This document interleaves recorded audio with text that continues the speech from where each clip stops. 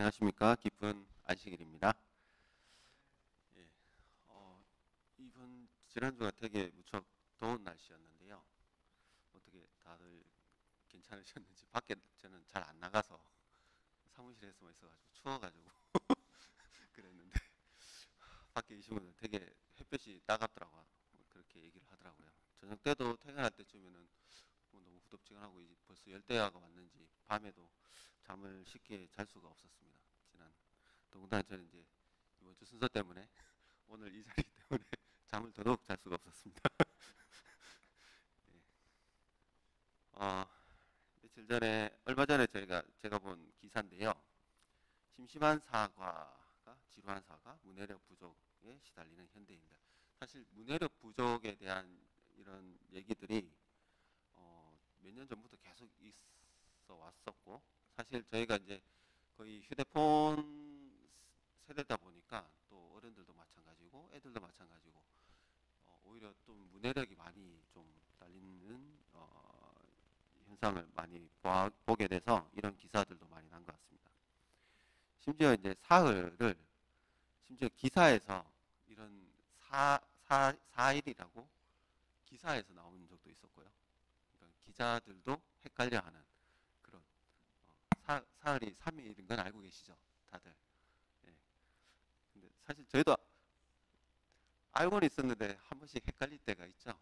왜 그럴까 그런 생각이 좀 들었는데 이 기사는 한국일보의 2024년 4월 25일자 기사인데요. 여기에 따르면 일상생활에 필요한 문해력을 갖추지 못한 수준 1 초등학교 1, 2학년 인구는 200만 명, 200만 1428명. 그리고 기본적인 읽기와 쓰기, 세마기는 가능하지만 활용이 미흡한 수준의 2 초등학교 3학년에서 6학년 수준의 그런 사람들이 185만 5,661명이라는 통계를 소개를 해주고 있습니다. 그 말인즉슨 이제 전체 성인의 8.7%가 성인이 단어의 뜻과 맥락을 제대로 짚지 못한다고 이 기사는 소개를 해주고 있는데요. 제가 물론 이런 기사를 보고 또 이 어휘력에 대해서 어떻게 이 문해력이 딸리는 가장 기본적인 기초적인 이유가 어휘력이 딸려서라는 사실을 알고 계시는지 모르겠는데, 그래서 한 책을 보고는 그런 생각이 좀 많이 들었고요. 이런 적이 많으실 건데, 뭐였더라 단어가 갑자기 생각이 안 나. 많이 겪으시죠? 책을 읽어도 무슨 뜻인지 잘 모르겠고 집중이 안 돼. 사람들과 소통하는 게 불편할 때가 많아서 걱정이야. 학교나 회사에서 글쓰기를 해야 할 때 겁이 많이 나요. 실제로도 저도 이제 보통 요즘에 공문을 잘 못 쓰겠습니다. 그래서 이 어른의 어휘력에는 이 책에서 이렇게 소개를 해주고 있는데요. 좀 더 여기서 소개하는 말을 들려드리면, 일상에서 흔히 일어나는 이렇게 평범한 상황들이 어쩌면 어휘력 때문일 수 있다는 걸 아는가. 그렇다 때로는 나이 탓으로, 때로는 성격 탓으로, 때로는 학습 능력 탓으로 돌리곤 하는 이 모든 불편함이 어휘력의 문제일 수 있다라고 이 책에서는 얘기를 하고 있습니다. 여러분, 성도 여러분도 다들 겪으시는 문제일 거라 생각이 들고요. 그런데 왜 그러냐 하고 생각을 해보면 대부분의 이제 어른들은 뭐 대학교나 어떤 학교를 졸업하고 난 뒤에 따로 어휘력을 늘리려고 노력을 하지 않습니다. 왜냐하면 그동안 배운 것만으로도 충분히 사용하는데 큰 문제는 생기지 않았으니까요. 하지만 나이에 상관없이 저희가 어휘력을 늘려야만 하는 이유가 있습니다. 오늘 이 시간에는 바로 이 어휘력을 왜 늘려야 하는지, 그리고 어떻게 늘려야 하는지에 대해서 알아볼 텐데요. 여기까지만 말씀드리면 제가 이제 국어 시간이 돼버리니까 여기에 좀 더 나아가서 이제 모든 그리스도인이 왜 어휘력을 키우는 것이 중요한지에 대해서도 한번 다 같이 고찰해보는 시간을 가져볼까 합니다. 그래서 제목은 소리에서 울림으로라고 정했고요.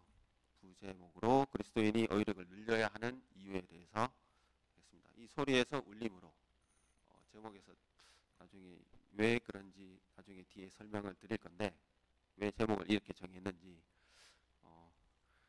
그거는 차차 이제 제가 뒤에서 말씀을 드리도록 하겠습니다. 근데 예상은 하실 수 있을 것 같은데요. 자, 어휘력을 키워야 하는 이유는 크게 여러 가지 이유가 있겠지만 제가 소개해드리고 싶은 것은 두 가지의 관점에서 키워야 되는 이유를 말씀을 드릴 텐데요. 네, 첫 번째는 어떤 사람과의 관계를 위한 겁니다. 앞에서 심심한 사과를 보셨잖아요. 누가 이제 한 업체에서 이거를 공지사항에 띄웠는데 이제 막 비난의 댓글이 막 달리기 시작했는데 어떤 비난이냐면 말씀드렸다시피 왜 지루한 사과를 하느냐. 그러니까 오히려 그러니까 농담하는 거 아니냐는 식으로 비난을 하고 그리고 보셨을 텐데 영명 모집이라고 보셨잖아요.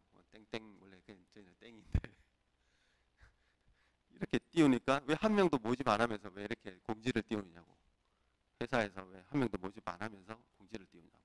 요즘 젊은 사람들 그렇게 댓글로 많이 달기도 하고요. 이 중식 제공 얘기 들어보셨습니까? 중식 제공.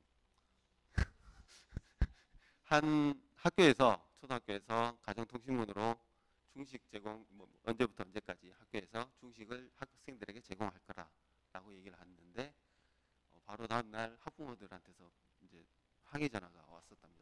왜 그러냐면 왜 애들한테 중국 음식만 주냐고.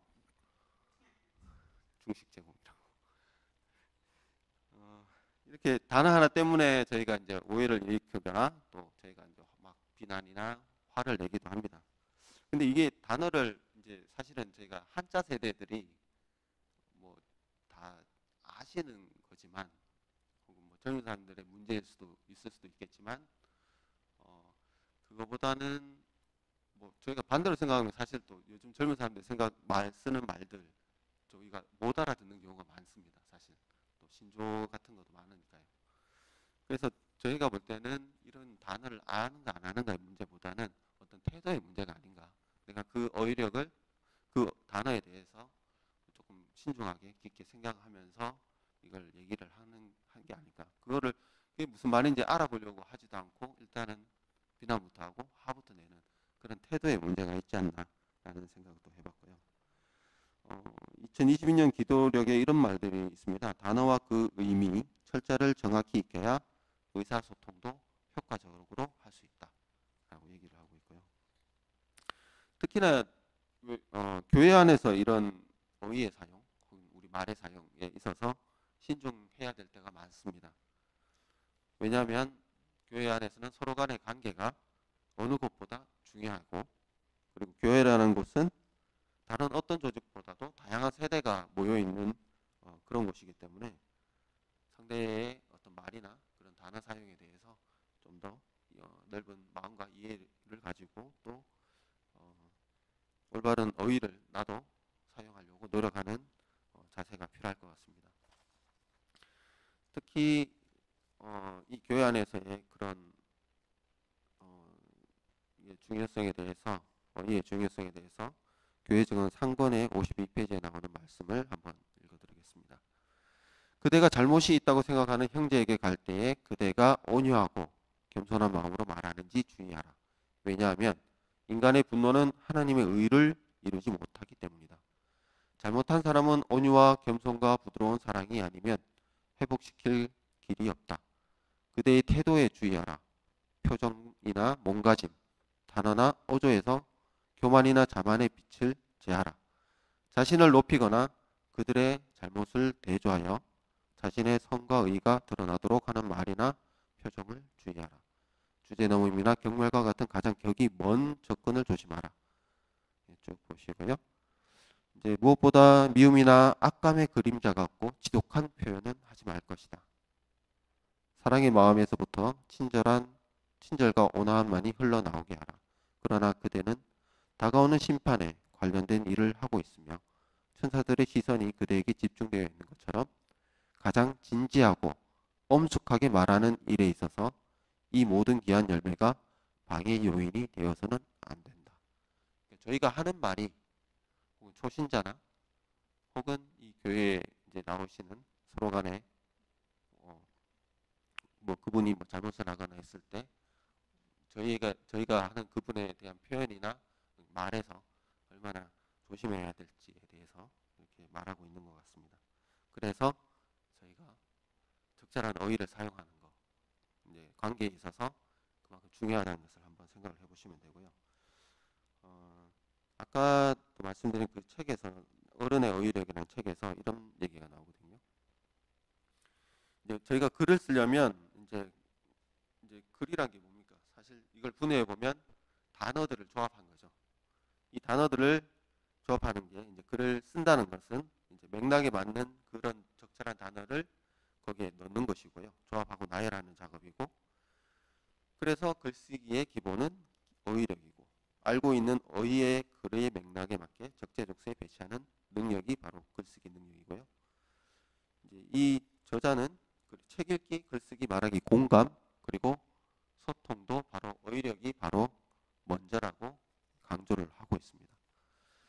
그리고 두 번째 관점에 저희가 말씀드리고 싶은 것은 이제 인식의 확장에 도움이 되는 어휘력을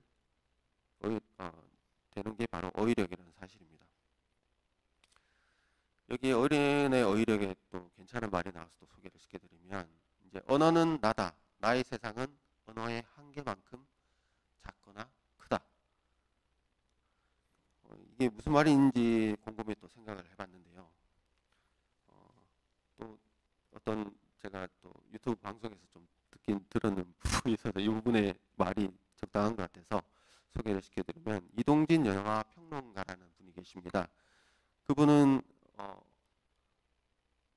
어휘는 인식의 확장을 위해서도 키워야 된다고 얘기를 하고 있는데요. 어휘력이 바로 세상을 내다보는 창이라고 생각을 한다면 이제 세상에 내다볼 때 그 많은 창이 많을수록 볼 수 있는 것도 많아진다는 사실을 얘기하고 있습니다. 어휘가 적으면 또 창이 적은 것이고 어휘가 많으면 창이 많은 것입니다. 그리고 또 그 어휘만큼 우리가 그 현실을 볼 수 있다고 볼 수 있는데요. 이제 단어라는 것은 사물을 지칭할 때 쓰는 거지만 어휘가 생기고 나서 그것을 사용함으로 인해서 그 저희의 가진 인식이 또 확장이 되기도 합니다. 따라서 만약에 1000개 아는 단어를 1000개 아는 사람과 단어를 5000개 아는 사람은 그 사람의 인식이 다르다고 할 수밖에 없습니다. 사실 좀 죄송스러운 말씀인데 저보다 다들 이제 나이가 많으셔가지고 사실 나이가 들어가면서 저도 느끼는 거지만 자꾸 저희의 인식이 좁아지거든요. 저희의 인식이라는 거는 관성이 있다고 합니다. 자꾸 나이가 들수록 좁아지는데 왜냐하면 그래서 또 어른들이 좀 고집스러워지는 부분도 많이 보시잖아요. 그게 어떻게 보면 그렇게 되지 않기 위해서 우리가 의도적으로 어휘를 늘리는 노력이 필요하다는 것을 알고 계시면 좋을 것 같습니다. 이제 또 다른 이제 성경을 한번 보면요.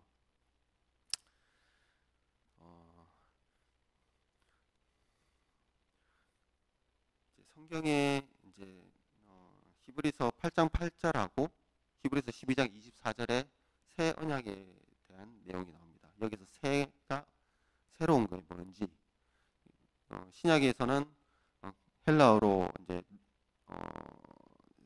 네오스와 새 것에 대한 말이 많이 나오는데 네오스라는 것과 카이노스란 말이 나옵니다. 네오스가 뭐냐면은 생긴 지 오래 되지 않은 거, 원래 있었던데 이게 또 새 걸로 바뀐 거, 뭐 그냥 시간적으로 새로운 걸 썼다는 것을 네오스라 그러죠. 이게 지금 영어의 new 새로운 거에 어원이 되는 말이기도 합니다. 네오스라고 하고요. 신약 성경에 나오는 헬라어 단어입니다. 제가 옆에 헬라어는 쓸 줄을 몰라가지고 카이노스라는 말이 또 나오는데요. 전에 완전 존재하지 않았던 것이 새롭게 생겨나는 것을 카이노스라고 그러고 이것은 완전히 본질적으로 완전히 새로운 것을 뜻하는 겁니다. 그럼 신약이 뉴일까요? 아니면 네오스일까요? 카이노스일까요? 구약, 신약 이렇게 저희가 구분을 하지 않습니까? 새로운 언약인데 그 새로운 것이 새 것이 네오스일까요? 카이노스일까요? 예, 카이노스입니다.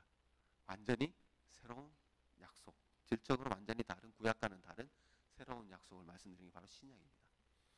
요거는 제가 어디서 봤냐면 요즘에 저희가 이제 나중에 성경의 연구에 대해서도 말씀을 드릴 건데 그 남대근 목사님이 지금 성경의 연구에 대해서 아주 100강이 넘는 강의를 하고 계십니다. 뭐 적게는 15분에서 많게는 1시간 가까이 되는 강의를 하고 계시거든요.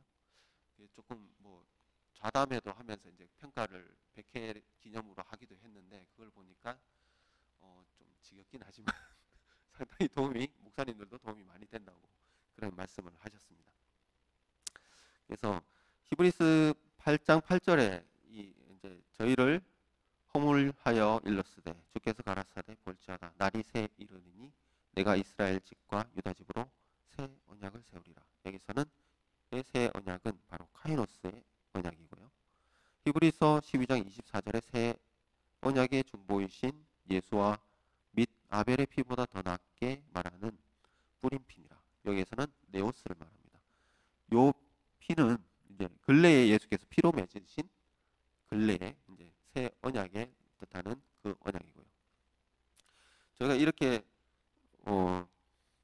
같은 단어지만 한글로 물론 이게 한글로 번역되다 보니 그렇게 나오는 거지만 우리가 평상시에 이런 새 언약을 아무 생각 없이 읽다가 이런 뜻을 알고 읽으면 저희가 뭔가 또 인식이 달라지지 않을까라는 생각이 좀 들었습니다. 더 나아가서는 어떤 영적인 감동도 달라지지 않을까라는 생각을 해서 저희가 이렇게 인식의 확장을 위해서 인식의 전환을 위해서 반드시 어휘력은 늘려야 하고요. 특히 또 저희가 늘려야 할 게 바로 성경의 어휘지요. 성경의 어휘 늘리려면 아까 제가 말씀드린 그 방송도 한번 참고해 보시면 좋을 것 같습니다. 자, 그렇다면 저희가 이 어휘력을 늘리려면 어떻게 해야 할지 제가 표를 만들었습니다. 예. 여기 제 생각을 좀 넣긴 넣었는데 대부분의 전문가들이 하는 것을 좀 모아서 크게 세 부분으로 나눴습니다. 이제 어휘력을 늘리려면 당연히 가장 효과적이고 가장 많이 할 수 있는 건 책 읽기와 혹은 뭐 필사인데요. 여기에 대해서 그리스도인들은 반드시 성경을 읽고 또 성경 필사를 하는 거. 요거는 우리 주위 중동교회 성도님들 잘 하고 계십니다. 요 글쓰기에 대해서는 제가 뒤에 마지막에 또 소개를 좀 더 말씀을 드릴게요. 그리고 단어 암송 그리고 단어에 대한 상상력을 키우기가 있습니다. 사실 저희가 모든 어휘를 배울 수는 없습니다. 단어를 모든 어휘를 하나하나 찾아가면서 물론 해보면 좋을 수도 있는데 알 수가 없습니다. 다만 저희가 이제 그 문장을 보고 그 맥락을 보고 단어의 뜻을 유추하는 능력은 누구나 다 가지고 계십니다. 그렇기 때문에 그런 단어의 뜻을 유추하거나 혹은 그 단어에 대해서 상상력을 좀 더 가지시면 어떤 어휘력을 기르는데 큰 도움이 되실 거고요. 그리고 여기에 더해서 그리스도인은 반드시 기억절 암송, 성경 암송이 필요합니다. 그리고 여기에 대한 또 말씀에 대한 묵상이 필요하고요.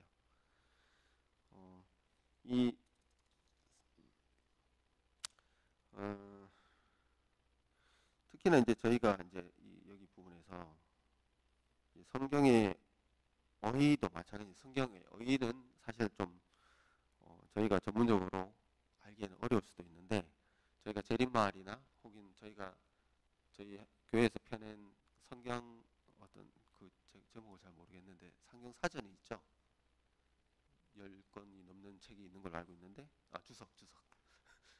그래서 제 어휘력이 딸려서 좀 생각이 잘 안 나요. 큰일 났습니다. 예. 그래서 그 주석을 참고해 보시면 되게 좋을 것 같고요. 왜냐하면은 혹시나 이제 혼자 계속 성경을 읽다 보면 또 오류에 빠질 수 있는 문제가 있기 때문에 상당히 주의를 해서 읽으시면 참 좋을 것 같습니다. 그리고 한 가지 더 성경 암송에 대해서 좀 더 강조를 드리자면 2023년 11월 4일자 안식일 그 작년 기도력에 이런 내용이 나옵니다. 내가 주께 범죄하지 아니하려 하여 주의 말씀을 내 마음에 두었나이다. 시편 19편 11절에 나오는 말씀인데요. 이제 비어있는 이 성경 구절에 대해서 비어있는 마음이란 없다. 하나님의 말씀으로 우리의 마음을 채우자 하면 세속적인 생각, 저속한 생각이 그 자리를 채울 것이다. 성경 암송은 단순히 지식을 쌓는 행위가 아니다. 성경 암송은 죄에서 우리를 지켜내고 영적인 삶의 활력을 불어넣는다. 내가 주께 범죄하지 아니하려 하여 주의 말씀을 내 마음에 두었나이다 라고 시편 119편 11절은 말한다. 누군가 우리에게 성경절을 암송해 보라고 하면 몇 가지나 될 수 있는가? 매일 새로운 성경절을 외우는 도전을 시작해보자. 재림기별에 관련된 구절, 하나님의 약속, 그 밖에 자신이 원하는 구절 등 무엇이든 상관없다. 어떤 구절을 선택하든 이 습관은 우리 마음과 하나님의 말씀을 더욱 긴밀히 연결해주며 그분의 뜻에 더욱 잘 어울리는 삶을 살게 해줄 것이다.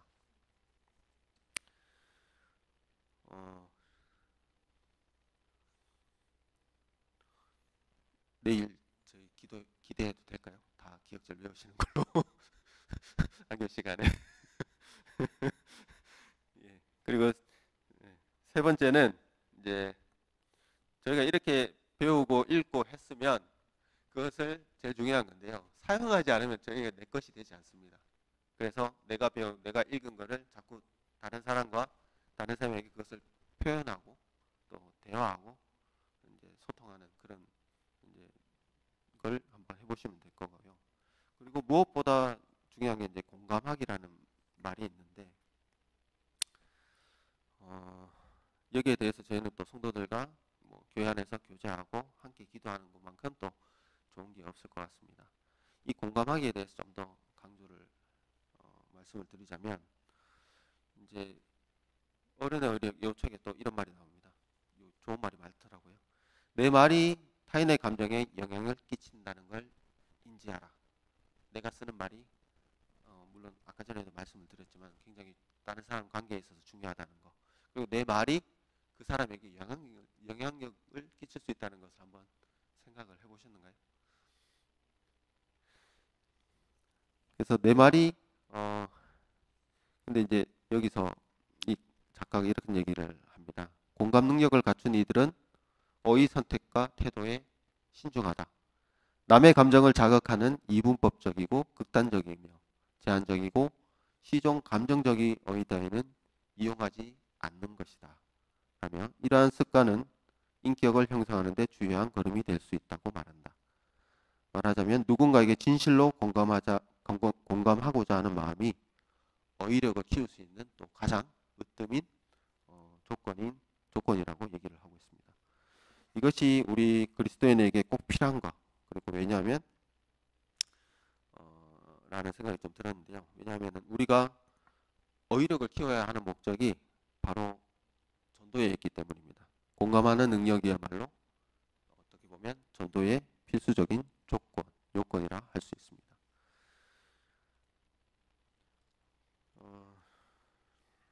어휘력이라는 것이 어쩌면 너무나도 당연하고 지금껏 배운 것만으로도 잘 살아왔을 수도 있습니다.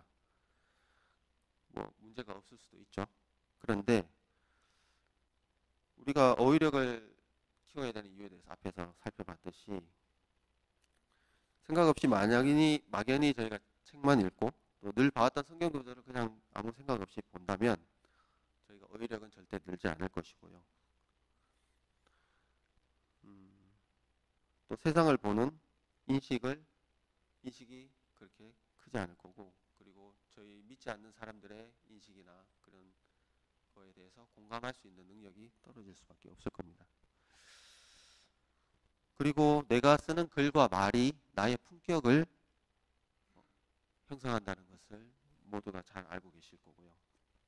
그래서 이전보다는 저희가 짧은 시간이었지만 어휘력을 늘리는 노력을 조금이라도 더 해보시면 좋을 것 같습니다. 여기에 더해서 우리는 이제 성경의 어휘나 신앙적인 어휘를 더 늘려야 할 것인데요. 저희가 6월 1일 날 장막 부흥에 참석하신 분들이 계실 겁니다. 여기서 이제 김상래 목사님이 이렇게 말씀을 하셨어요. 이제 우리가 전하는 하나님의 말씀들이 진정한 복음이 되려면은 그냥 소리만 내서는 안 되고 소리만 커서는 안 되고 울림이 되어야 한다. 그래서 제가 이 제목을 소리에서 울림으로 정했는 건데요. 그 울림이 되기 위해서 내가 쓰는 말과 그 말을 이루는 어휘력을 가장 적절하게 사용할 수 있는 능력을 키워야 될 것입니다. 우리는 그리스도인으로서 세상 사람들과 소통하고 또 우리의 폭넓은 인식으로 나의 말이 다른 사람에게 영향을 끼칠 수도 있다는 생각을 가지고서 적절한 어휘와 그리고 저희가 깊은 의미를 가진 말을 전하기 위해서 그냥 소리가 아니라 울림이 되는 그런 복음을 전하는 저희가 되어야 합니다. 한 가지만 더 말씀을 드리자면요. 지난 그 어휘력을 늘릴 수 있는 가장 어떻게 좋은 기회가 아마 지단기 교과 공부였던 것 같습니다. 바로 시편에 대한 공부였는데요. 시편만큼이나 어떻게 다양하게 표현이 나오는 것, 그리고 하나님의 마음을 잘 표현하는 것, 혹은 또는 고난을 당한 사람 마음을 잘 표현하는 것이 없는 게 바로 다 있는 게 바로 그 시편이라고 할 수 있는데요. 그 시편의 교과 총론에 이런 말이 나오죠. 시편은 하나님의 마음과 사람의 마음이 만나는 곳이다 라는 얘기가 나옵니다. 나머지 내용들은 다 교과를 저희가 보셨으니까 아시겠지만 제가 든 생각이 뭐냐면 그냥 이 문장을 보고 하나님께서는 하나님의 마음을 그리고 하나님의 그분의 생각을 인간의 언어를 통해서 전달하기 위해서 성경을 저희한테 주셨다는 사실을 생각을 해봤습니다. 그래서 우리도 그런 하나님의 마음을 그리고 하나님의 또 생각을 잘 이해하기 위해서는 성경을 열심히 읽어야겠죠. 그리고 한 가지 더, 우리가 하나님 마음을 저희만 알아서는 안 되고 그 하나님 마음과 또 하나님을 알지 못하는 사람들의 마음을 연결해 주는 역할이 바로 저희의 역할이라는 생각이 들었습니다. 그래서 저희가 어휘력을 늘려서 그리고 그런 공부를 많이 해서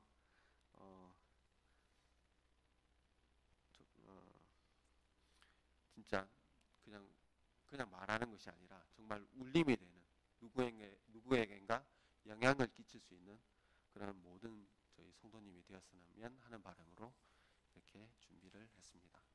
예, 감사합니다. 그냥 바로 기도하고